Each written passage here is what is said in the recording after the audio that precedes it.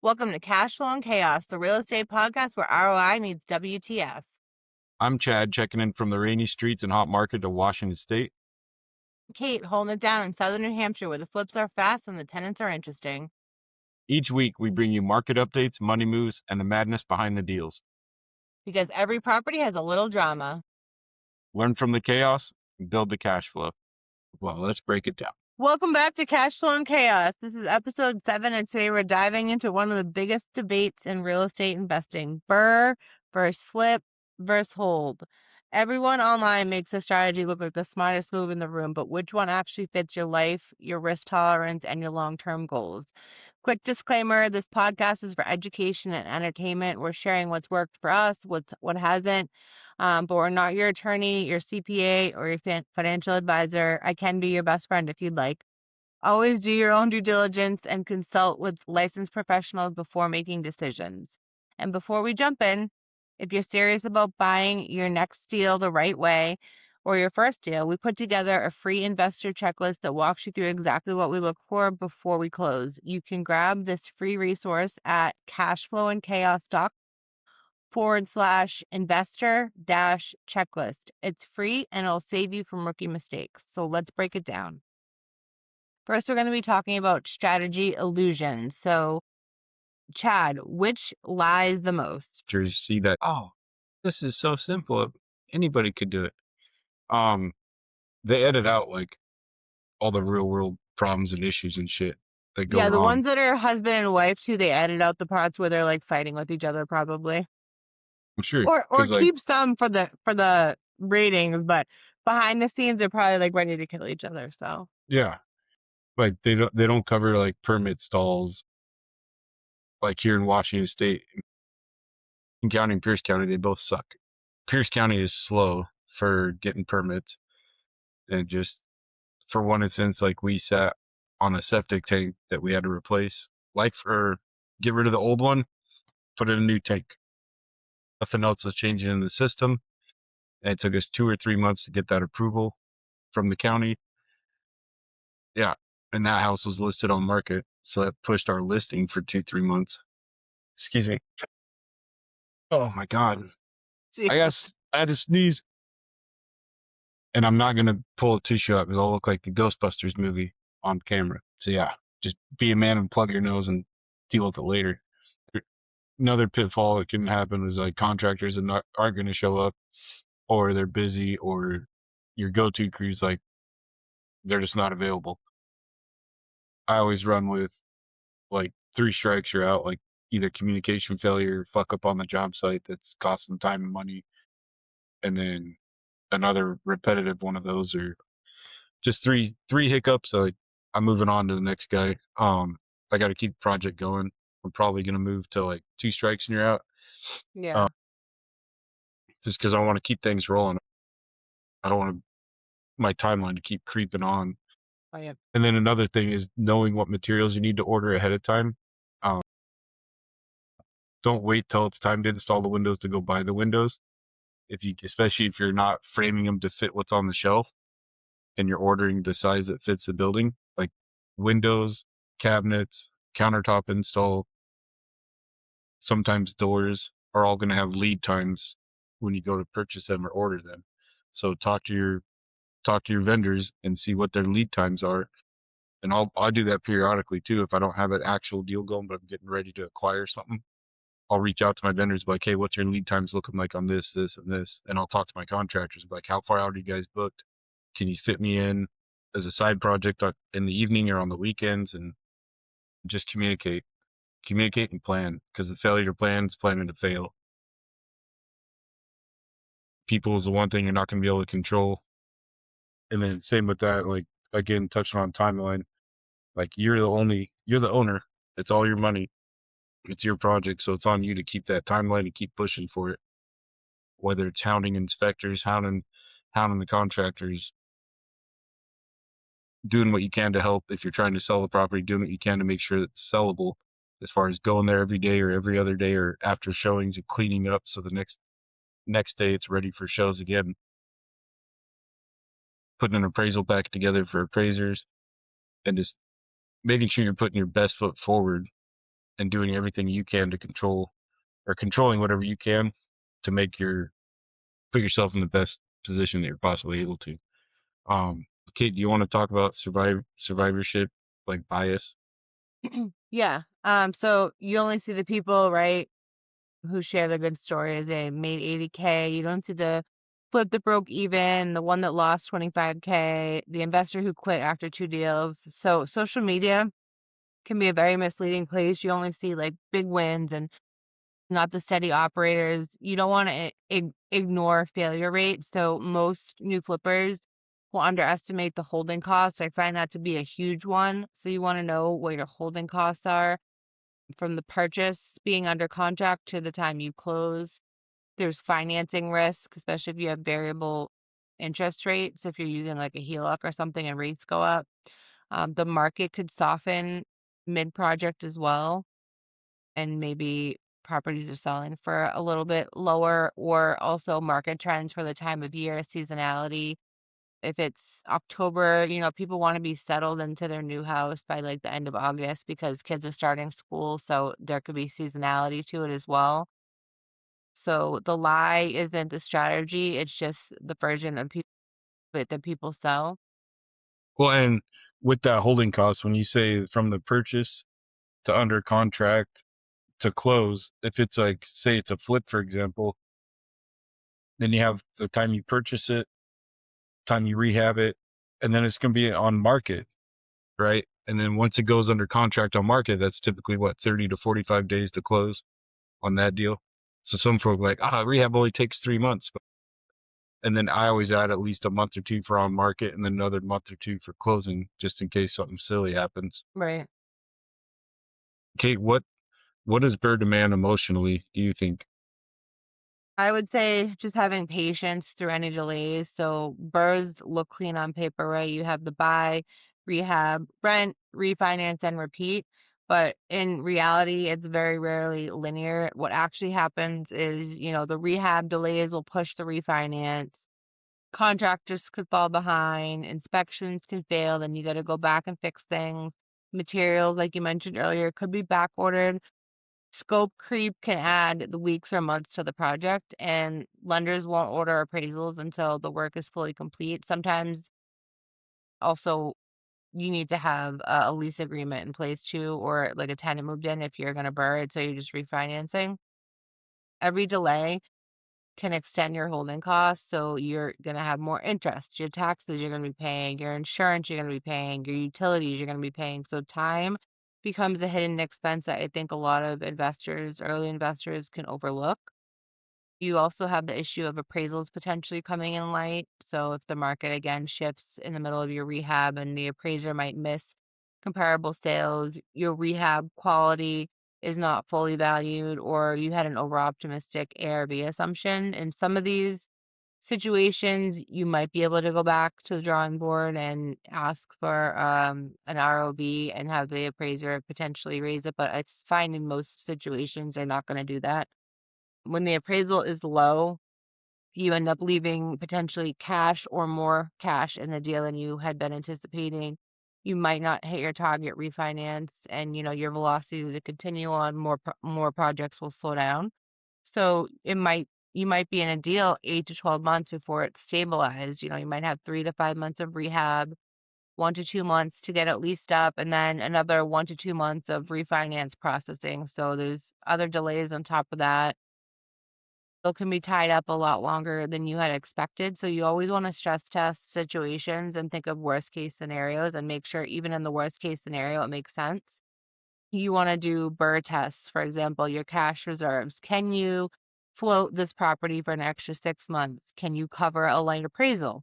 Can you handle vacancy like delays on getting it leased up, depending on the time of the year? Like we're in the Northeast, so here once you start hitting that mid-October, right, you're having a hard time getting places rented up mid-October through probably mid-February, early March, because who wants to trek through 2 feet of snow with their bureaus? Like nobody wants to do that. So a lot of people, and also it's the holidays, right? You don't want to be uprooting your family. in the middle of Christmas, you have your Christmas tree lit up and decorated. What are you going to do? You're going to move it decorated to the new place. So it's just a tough time of year. So you want to make sure that when you're planning on your rehab ending, maybe you thought it was going to be done in September and it takes to mid-October. Well, that 1 month time frame could make a huge difference and could potentially cause you to have a longer vacancy. So what's your ability to stay calm? I mean, for me, I'd be stressing sometimes. That's just my personality. Like, I'm an anxious person. Thankfully, I have Dan. He's like, just calm the fuck down, all right? It's gonna be fine. I'm like, oh my God, we're gonna lose everything. But in reality, it's like an extra 2 weeks of a vacancy. But in my head, right, I get like stressed out because I'm like seeing the world collapse. So, I mean, if you're like me, it's good to either have like a friend or a partner that's the opposite and can ground you because I mean, I run on anxiety and Red Bull apparently. So what's your ability to stay calm? Like when timelines start stretching, when the numbers start shifting, when your refinances get delayed, like are you think about I try to think about like each situation, like if this or this happened, how am I going to feel? What's going to be the cost of all those happening? So, just stress testing it, running different scenarios of worst case scenario and making sure the deals still work in each of those scenarios. Emotional panic can destroy good investments. Yes, I am an emotional panicker and Dan needs to get me off the ledge all the time. So, and also the tolerance for slow money. So, burring is not flipping, right? So, you're typically when you have a burr at the end, if things walk, or cookie cutter, the cookie cutter burr way, you're going to have about 25% equity in the property. So if your property is worth $100,000, you refinance out your money at 75,000, which would include the purchase and all the other costs and your rehab budget. So you'll have $25,000 in equity, say, right? But if you were to sell that, you would have got that $25,000 in your pocket. So you need to have a tolerance for being able to do the work, but not necessarily seeing that in your bank account. Like I think a big joke kind of like if people have been doing this a while is like we're broke. Like it's like a continually broke thing, right? But on paper we're wealthy, but it's all locked up in equity pretty much. And then if you want to take that equity out, like you want to have it in a project to put it in. So there's a couple properties we have that I'm thinking of refinancing now, for example, that has a ton of equity, but I want to make sure I have either several flips or like a larger apartment building to put them in because if not, what's the point? It's going to lower my cash flow and then I'm going to be paying interest on that money. So I want that money to be making more money if I'm going to refinance it. So it's definitely like a give and take situation when to pull equity out of your property and buy more. And, like I said, burr is not flipping. So you're not going to get those quick dollars in your bank account, but you're going to be building like long-term wealth, generational wealth. So it's equity creation through time compression. So you can force appreciation now instead of waiting 10 years for it to happen by buying properties that need some work. You need to have comfort with leverage as well. So this is where burr can get misunderstood. So you're basically intentionally stacking debt. I know there's like Dave Ramsey or something, and he wants everybody to be debt free, but there's a difference between, going to Ulta or I don't know, Abercrombie and Fitch and like racking up 10K on credit cards. Like that's stupid debt. Like I go like on my personal credit cards, I only use what I could pay up every single month. I don't rack anything up. I like we said, I think earlier, we both have like older vehicles. Like if you Yeah. want to buy expensive vehicles, once you're established, go for it. But like for me, that's not, I prefer financial freedom and financial security and not having to work a 9 to 5. I've been able to homeschool my daughter. I was able to leave my corporate 6-figure job within probably 3.5 to 4 years of starting investing. So you have that ability. Like if you want to work, that's great. You can have your W-2 or you have the flexibility to, like I'm homeschooling my daughter and she's pretty independent. So it's mostly like, she'll ask me questions here and there, but you want to be able to use debt wisely. So you're intentionally stacking debt with burrs. You have a purchase loan or private money, a refinance loan, in your portfolio leverages across properties. So if you do it correctly, it compounds. But if you do it recklessly, it can compress you. If rents dip or values drop, you're going to feel that leverage will magnify your gains, your stress, and your exposure. So you want to make sure that, you're not over leveraging and getting yourself into a bad position. A 10% drop in value is going to hit a lot harder when you're leveraged at 75%. And small rent dips can affect like your DSCR ratios if you're trying to refinance, your eligibility and your cash flow margins as well. So that's why it's very important to be conservative in your underwriting. Do you want to take the next one? Yeah, I feel yeah. like I've been talking for like a half hour now. Um, it's also going to require confidence in like being able to wait, job disappearing into the background, long term appreciation, right? Like it's you got to be okay delaying that gratification of doing a successful deal. Yeah, you're going to recapture your money, but you're not going to get the true payout for like 5 to 10 years. Um, and that's in big picture real estate. Like, yeah, it's appreciation's gonna win long term. It's gonna hedge against inflation and it's gonna demand stability. Short term dips could break your model, whether it's your underwriting, so you're just underwriting really aggressively to potentially just get the deal. Like I've seen it with high income earners, it's fine. Like they can absorb leaving money tied up and stuff like that, which is great. Me, I got to recycle my money over and over because I don't want to go back to working uh, a 9 to 5 or any of that stuff. And I want my wife to be able to quit her job as well. And your ability to manage risk, so like maintaining reserves, right? Like you can do investing with no money or little money, but you've got to have access to money. Like there's no way around that. Like you have to be able to have oh shit of money, reserves, being able to manage your tenants well, whether you self manage or if you're using property management. Then you've got to be on top of the property management that you hired, make sure they're doing what they're supposed to do. Um, Keeping high occupancy, which just means making sure you're not renting a piece of shit. It's not a landlord special with just one more coat of paint to fix everything. Like there's bugs on the wall, just a coat of paint. Oh, that Did trim's you see peeling. that? Did you see that picture going around where there was like a hole in the wall and the landlord put a piece of paper on it and just Yep, painted? Don't do yep. that. No, just fix the shit correctly. Don't be a slumlord. And then refinancing strategically too, right? Like there's if you'll notice like Kate and I, we're not like might have hair trigger anger or reactions, but we're not gonna when it comes to business, it's everything's methodical and thought out. It's like plan A, B, and C. All right, which directions makes the most business sense? Which ones makes the most sense for right now, and what's that going to cause down the road too? Not just not just a knee jerk reaction like I need 10 grand to go to Vegas, so we're going to refinance a property and YOLO it on all on red, and then not overextending too quickly, right? Like don't if you're starting out, don't like oh I've got access to okay I'm gonna tackle 4 deals at a time, all leverage to the hilt. Can you just because you can do it doesn't mean you should do it. Yeah, build systems. Like even now, I don't want to do like multiple deals at one time. It's like you're all over the place. Like if you don't, you can build up a huge company doing that, but I prefer to do like maybe like two overlapping, but not like 10 going on at the same time. It's a little Yeah, crazy. the most I've done is 3, and that was with tools on. And even looking forward, like I think I would keep it at 3, just so that I have a life outside of the projects. Yeah. Because those days were anywhere from 12 to 16 hours long. Like starting off in Kentucky, I'm just gonna do one at a time, and then grow naturally from there. Um, yeah, I don't want to get too crazy with it.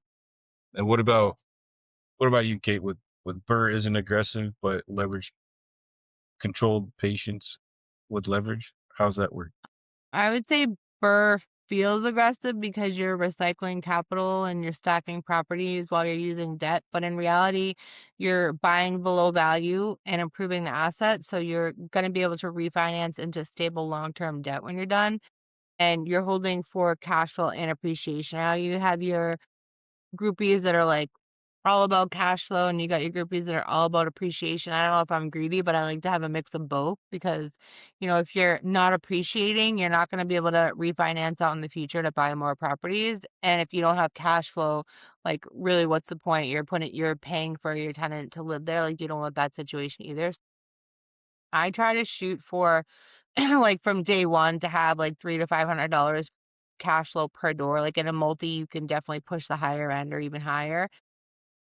I don't typically buy single families for burrs at all. I'll flip them unless it's like a really good neighborhood that's going to appreciate over time a lot. But I know a lot of people do like to do singles for burrs, and that's fine depending on the area. It's not gambling, it's just structured growth. Burr is definitely a capital efficiency strategy and a risk managed scaling model. So it could be a long-term wealth builder, but you need to have patience to get there. It's really only aggressive if you're over leveraging or underwriting loosely. You want to be conservative in your underwriting so you don't lose everything you work for. Don't skip reserves, especially early on. So like right now, I don't necessarily have in my bank account a year's worth of reserves for every single property, right? Because I don't want all that cash sitting there. I prefer to reinvest it in, liquid assets and non-liquid assets. But I have huge ability to get 0% credit cards because I keep my credit top of the line. Dan's is top of the line. So I have access to tons of credit if I need it in a pinch and also lines of credit for very good interest rates. So, I do keep some cash, but as you grow, you don't need to keep a year's worth or 6 months worth of every single property in your bank. It's best, at least if you're going to do that, put it in like some high interest savings account. Like I know they're kind of coming down now as rates have come down, but last year I was getting like 5% just in like a money market account. They've come down a lot. I think they're more in the threes now, but at least just plan to, try to make your money work, even if it's sitting there as cash. You don't want to skip reserves, especially early on, and you don't want to chase velocity over stability. So make sure you're stabilizing your properties because it can get messy really quick, and you can definitely, have a lot of budget overruns and lose control quickly. So how should the stage in your life affect your strategy? Like where you're at in life versus your strategy? Yeah, I think that definitely has a huge part on it because flips demand active oversight, burrs demand management discipline, and buy and hold is definitely lower intensity once it's stabilized. If you have a demanding job, a heavy flip model may burn you out. If you're a full-time investor, flips might make sense. So you need to think about what are your family obligations because all this comes into play, right? If you have young kids, do you have aging parents you need to care for? Do you or family members have health issues? So flips bring unpredictability and holds will bring stability. So you want to make sure you analyze that when you're deciding where you want to go on real estate. So job stability, if you have W-2 that's unstable, doing a heavy leverage burr might be stressful because you could lose that job and potentially your financing. So if your income's strong, sometimes you can ride longer timelines, but the key takeaway would be your strategy should fit your bandwidth. So if you've never touched a hammer, like I'm not construction savvy, but my husband is, so like I'm willing to take on full gut renovations because he's gonna know what to do in situations I don't. Is like the financing, refinancing, the underwriting, and the property management. So you need to make sure that you either have that within who you're investing with or yourself, or you have people you can hire and you trust if you're going to do extensive renovation projects, or, just learn it before you go into doing that. But if you're someone who's not hands-on or you don't have someone close to you who's hands-on, you might want to consider more of a turnkey rental, which they're great too, but everything has its purpose. So, Chad, what would you say happens when ego picks your strategy as opposed to, really looking at the numbers? Um, I'd say like for one, burnout for sure. Like choosing flips because they look impressive, or it's like, oh, I can make 50 grand here. I can make like, oh, I could replace my 100 grand a year income with two deals. So people will quit, pick up two deals. Well, shit. We picked up the first one in January, it sold in July, and then we picked up the second one in July, and it didn't sell till February, March. So it doesn't, what looks cool doesn't necessarily play out in real life. Um, you got to know your market, know your timelines, and all that shit. Like we've been hounding on. But also, like folks will see, like Jim Bob over here might have a construction crew, he might have a cleaning crew. He has all these crews that he's vertically integrated with. What folks don't realize is like he's also doing retail work for retail clients and his investor projects, where most of us, and me included, like I don't do enough deals a year to keep folks under payroll for that kind of stuff. So like scaling, let it naturally, in just my opinion, let it naturally happen. Don't force it and try to go Yeah. too big too fast before learning. Um, or folks are just trying to prove something. Like they're trying to justify the new car purchase by flipping 2 deals a year just to pay for the car or Yeah. whatever the case may be. Um, and then or your ego can also lead towards like thinner margins, right? Like, oh, these deals aren't penciling out. Instead of shooting for this kind of profit, I'm going to shoot for 20 grand per flip. No problem. I can do that.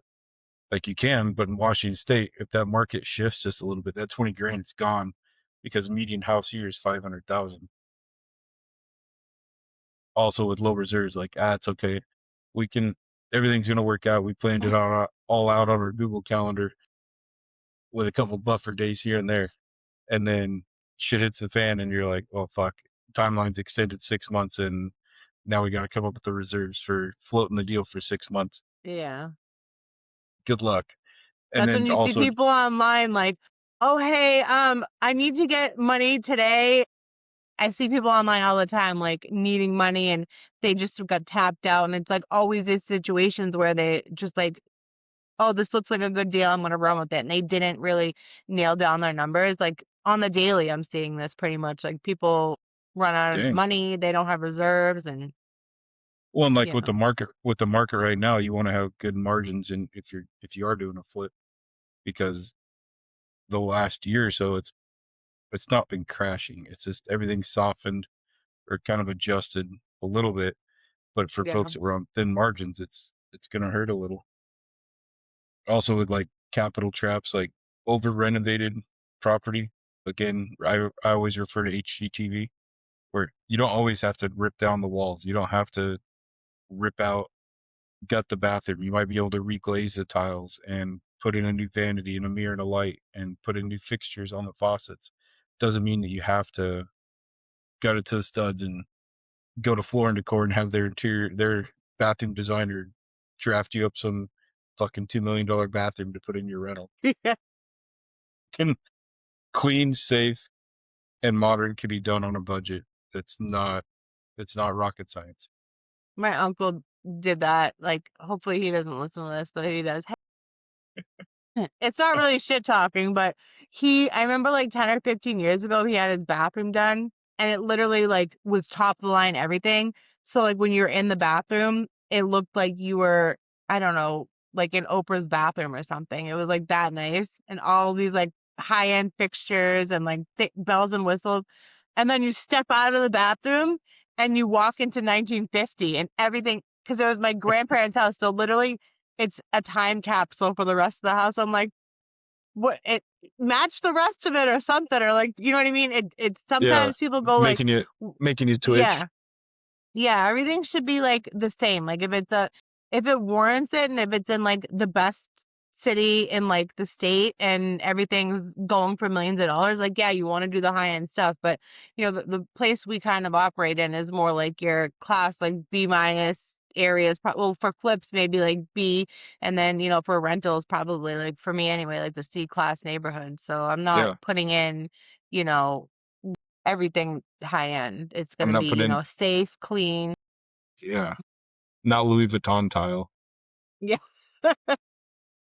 Other things like refi comes in low, as we mentioned before. It can happen, especially in a market that's softening like now. Like you can't push for, like here in Washington, there were a lot of folks that got gobbled up by anticipating appreciation, especially during Yeah. COVID, where they were like, oh, It's not there yet, but in 6 months it'll be here. I'm not running my numbers off that shit. Like Yeah. I'm sticking to real facts. Also like money stuck. If a deal goes south or whatever, are you going to be okay with that money that gets stuck in the deal or lost in the sale?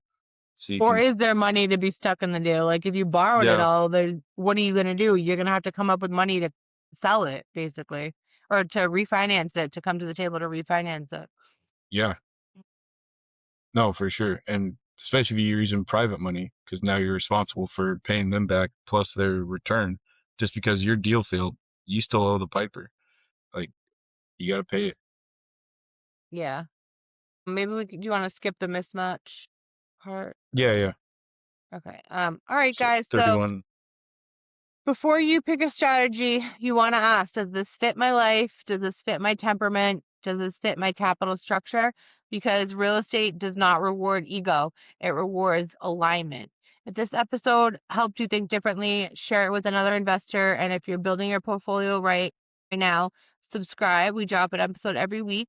That wraps episode 7, burr versus flip versus hold. And if you're serious about building cash flow instead of just consuming content, go to cashflowandchaos.com/investor dash checklist and grab our free investor checklist. It's the exact system we use before every deal. Get it, use it, and start investing smarter. And join us next episode where we talk about rookie mistakes.